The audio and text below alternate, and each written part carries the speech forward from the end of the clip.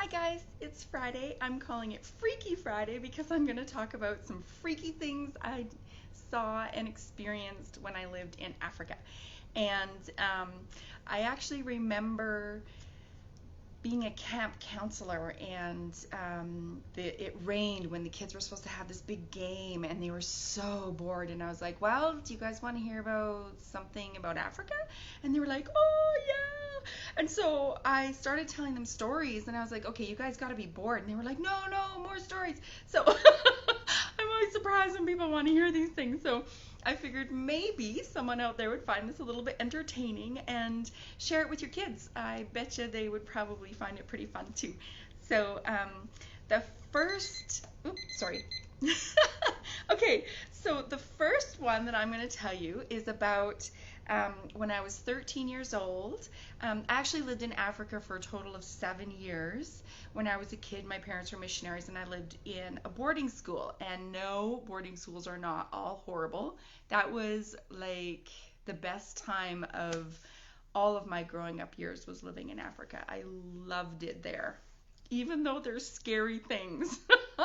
Okay, so the first thing is army ants. When I was 13, I was in my dorm room, and we were sleeping or falling asleep, and I heard this it sounded like sand falling on grass. I don't know if you've ever had a grass mat or anything, but it sounded like that. And I was like, huh. And I asked my roommate, and she said, no, I don't hear anything.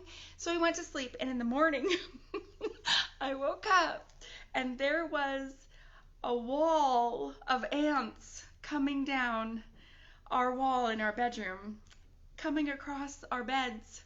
And I started to feel some pinches on, they were pinching ants, the little army ant pinching ants. And I still have a little bit of when I think about it, because oh my gosh, there was just like billions of them. And honestly, I don't know if you've seen Swiss Family Robinson or whatever they try to do to get the ants to go around. It doesn't work.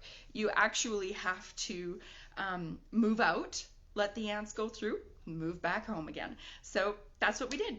And I remember that. And I now, when I see any row of ants or anything like that, I get a little bit of startled, more than probably most people. Okay, number two.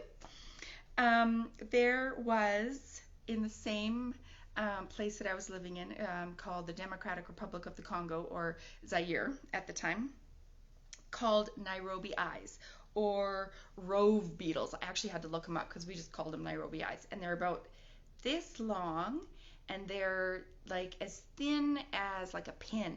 So they could get through the screens on our windows, and we always had our windows open because it's Africa, it's hot. And so during this one season of the year, these Nairobi eyes would come in swarms, and there would be billions of them, and they are attracted to light. So if we had a lamp post anywhere on our compound, the whole post would be literally crawling from top to bottom with these Nairobi eyes. Now, usually something that small you don't worry about, but these things actually are filled with acid, and if you smush it or they spray you, you'll get like this big of a burn, and it's acid burn. It like bubbles up and everything. And I saw friends that had it happen. And so you had this whole thing that you had to do where you don't squish it. So if you ever feel that tickle or like there's something on your skin, you have to flick it or blow it off. And because if you flick it and they don't like that, they could spray acid as they're leaving. So I hated that season. And it only lasted for a few weeks, but I remember never being able to have the lights on in our rooms or anything, so that those things wouldn't be attracted to the light in the evenings or the early mornings. So those weren't super fun. Okay, number three, same time, I was 13-ish, that area, I was there for 3 years at that time. There were clouds of bees that would come, and they're killer bees. They're actually pretty dangerous. And but the amazing thing about it is that you could hear them coming from miles away. It was so loud, and it would look like a cloud. but then you could hear it and you're like, oh, not a cloud.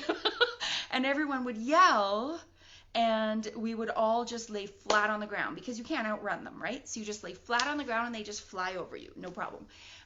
But I remember that being very startling the first time someone yelled that the bees were coming, and everyone laid flat, and it was rather terrifying the first time. After that, I realized that we're okay as long as we hit the ground so that we don't get those bees all over us. So those are my 3 top scary things. Was that fun? Should we do it again? So I'm going to make this into a video for kids on YouTube. If you'd like the link to that, please message me. Leave me a comment. Let me know how any scary stories you might have. I'd love to hear your stories. Another thing that I could do, if you don't want your kid to be on kids' YouTube, is I could send you another story in an audio file onto your messenger. So shoot me a message, and I really hope to hear from you guys soon. And have a great Friday. See you tomorrow.